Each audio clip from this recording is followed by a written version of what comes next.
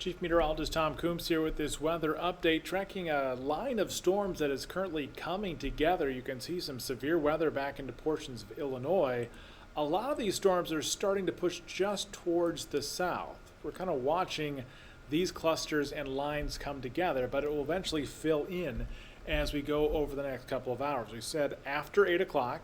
Here we are after 8 o'clock and towards 10, 11, and midnight tonight when we expect this line to move through.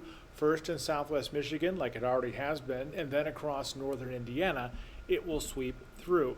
The severe threat is relatively low here. We've had a history of some hail, some gusty wind kicking up dust, but nothing as far as damage goes. Here's what we're currently tracking.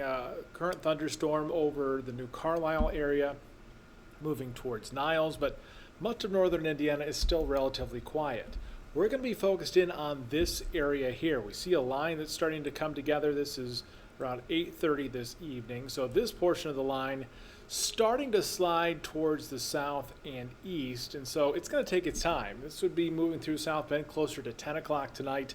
We'll see if it picks up a little bit of strength, if it moves a little bit faster, but could bring some localized heavy rain, some gusty wind, and we've seen reports of hail so far.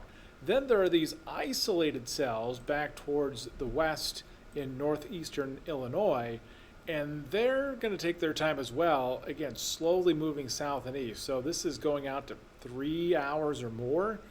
And so if we push out the 3-hour mark, it makes us to the Plymouth area around 11:30. So it's not quickly arriving. It's going to take some time, and these storms will likely weaken and not strengthen. But there are a couple severe storms out there this evening we're keeping an eye on. Watch forecast track kind of plays along this same storyline. 10 o'clock, here towards midnight, the line kind of congeals and moves through, and this is likely the wettest time frame, around 11 o'clock to midnight, and it all clears by 2 a.m. So the severe threat is most likely up until midnight tonight. Not predicting necessarily widespread damage here, but some strong wind gusts, some hail, probably the greatest threat that we'll see. After the storms, keep this in mind. Temperatures going down. It is much cooler. Tomorrow we'll start out in the 40s, and we could have a few rain showers, keeping things cool and damp on Tuesday. Stay with ABC 57 News for updates.